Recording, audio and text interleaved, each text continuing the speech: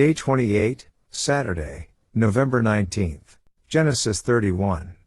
Genesis 31 1-55 NKJV. Now Jacob heard the words of Laban's sons, saying, Jacob has taken away all that was our father's, and from what was our father's he has acquired all this wealth. And Jacob saw the countenance of Laban, and indeed it was not favorable toward him as before. Then the Lord said to Jacob, Return to the land of your fathers and to your family, and I will be with you. So Jacob sent and called Rachel and Leah to the field, to his flock, and said to them, I see your father's countenance, that it is not favorable toward me as before, but the God of my father has been with me, and you know that with all my might I have served your father. Yet your father has deceived me and changed my wages 10 times, but God did not allow him to hurt me. If he said thus, the speckled shall be your wages, then all the flocks bore speckled. And if he said thus, the streaked shall be your wages, then all the flocks bore streaked. So God has taken away the livestock of your father and given them to me. And it happened, at the time when the flocks conceived, that I lifted my eyes and saw in a dream, and behold, the rams which leapt upon the flocks were streaked, speckled, and gray-spotted. Then the angel of God spoke to me in a dream, saying, Jacob. And I said, Here I am. And he said, Lift your eyes now and see, all the rams which leap on the flocks are streaked, speckled, and gray-spotted, for I have seen all that Laban is doing to you.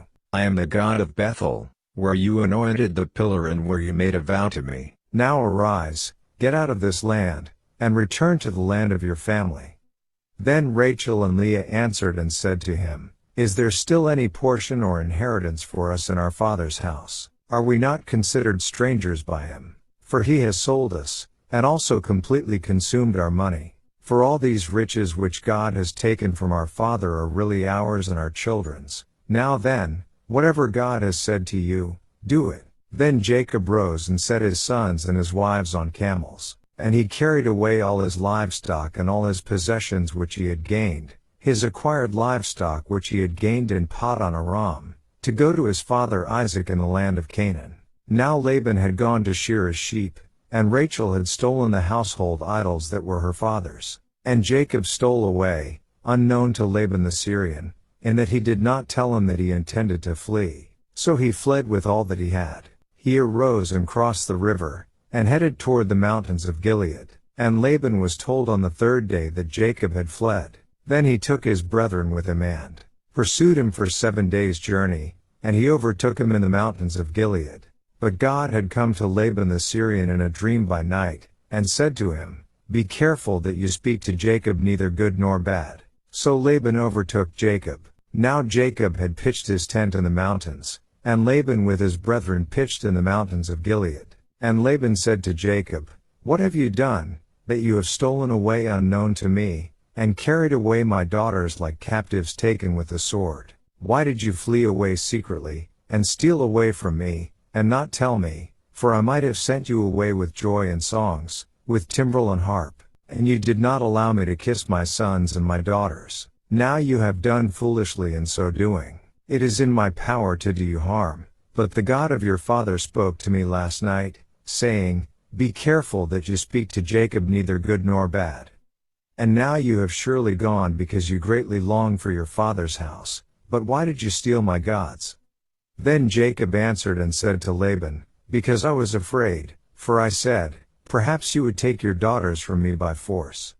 With whomever you find your gods, do not let him live. In the presence of our brethren, identify what I have of yours and take it with you. For Jacob did not know that Rachel had stolen them. And Laban went into Jacob's tent, into Leah's tent, and into the 2 maids' tents, but he did not find them. Then he went out of Leah's tent and entered Rachel's tent. Now Rachel had taken the household idols, put them in the camel's saddle, and sat on them. And Laban searched all about the tent but did not find them. And she said to her father, Let it not displease my lord that I cannot rise before you, for the manner of women is with me. And he searched but did not find the household idols. Then Jacob was angry and rebuked Laban, and Jacob answered and said to Laban, What is my trespass? What is my sin, that you have so hotly pursued me? Although you have searched all my things, what part of your household things have you found? Set it here before my brethren and your brethren,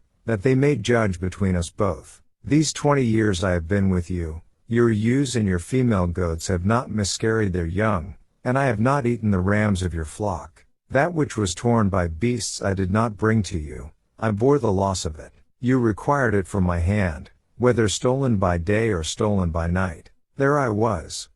In the day the drought consumed me, and the frost by night, and my sleep departed from my eyes. Thus I have been in your house 20 years. I served you 14 years for your 2 daughters, and 6 years for your flock, and you have changed my wages 10 times. Unless the God of my father, the God of Abraham and the fear of Isaac, had been with me, surely now you would have sent me away empty-handed. God has seen my affliction, and the labor of my hands, and rebuked you last night. And Laban answered and said to Jacob, These daughters are my daughters, and these children are my children, and this flock is my flock. All that you see is mine.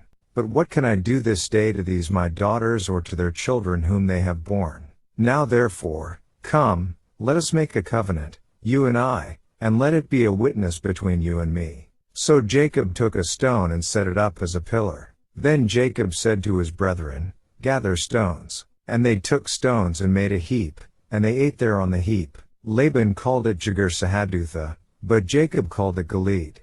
And Laban said, This heap is a witness between you and me this day. Therefore its name was called Gilead, also Mizpah, because he said, May the Lord watch between you and me when we are absent one from another. If you afflict my daughters, or if you take other wives besides my daughters, although no man is with us, see, God is witness between you and me.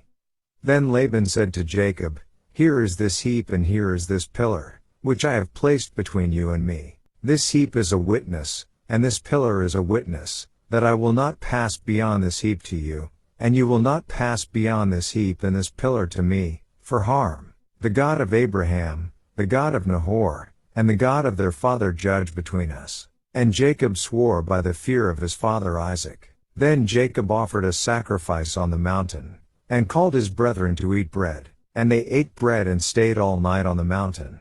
And early in the morning Laban arose, and kissed his sons and daughters and blessed them. Then Laban departed and returned to his place. Daily Deep Dive. Verse 3, God is leading and directing. Verse 41 to 20 years have passed since Jacob arrived at Laban's house and since he had seen his parents or his brother Esau. Let's finish this week with the UCG reading program. Jacob prospered with God's blessing and his own clever management of the flocks.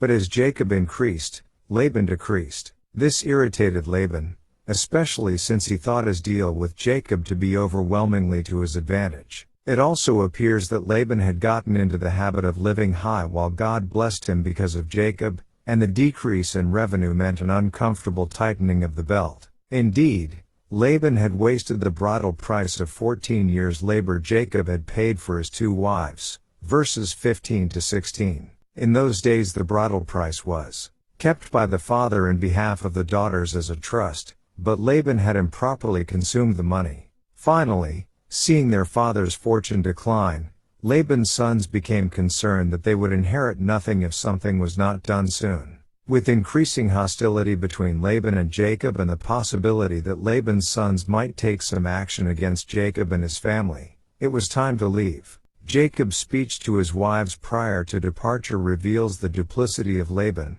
the faith of Jacob and the providence of God. During the 6 years that Jacob tended Laban's flocks, verse 41, Laban changed the terms of the deal between himself and Jacob many times. But with each change Jacob faithfully relied on God for continued blessing. And with each change, God provided that blessing. Finally, God commanded Jacob to leave. So Jacob left, but without telling Laban, attempting to avoid a confrontation.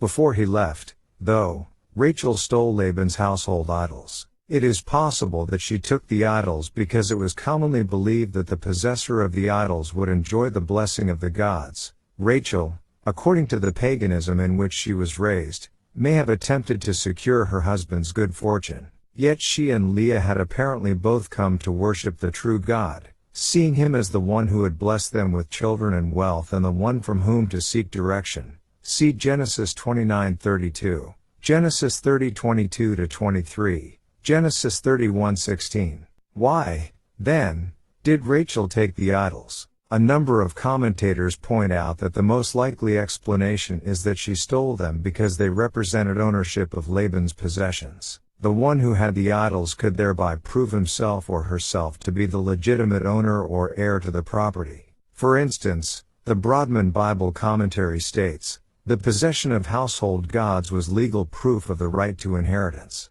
Since Rachel believed that the property should be theirs, she appropriated what she considered to be hers by right. This did not make the act any less wrong. Volume 1, p. 220. Laban, of course, pursued, angered not only by Jacob's fortune, but also Jacob's sudden departure and the disappearance of Laban's household idols. However, God warned him in a dream not to speak good or bad to Jacob. Nevertheless, Laban upbraided Jacob for leaving, feigning that he would have sent them away with a great feast. Since he could not compel Jacob's return, Laban turned his attention to the household idols. After an unsuccessful search of Jacob's goods, Rachel having hidden the idols, Jacob upbraided Laban. Take note of how Jacob attributes his success to God and portrays God as having judged Jacob's cause as righteous. Again, this is more evidence of the character development of Jacob.